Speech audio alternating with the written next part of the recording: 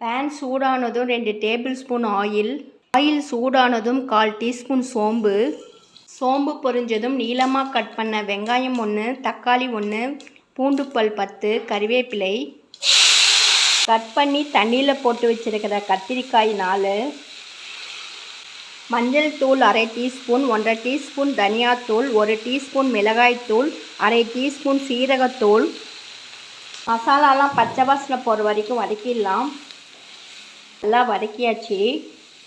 ஆயிலே 3 நிமிஷத்துக்கு குக் பண்ணிடலாம். வேக வச்சு வடித்து ஆற வச்சிருக்கிற சாதம் 3 கப்பு,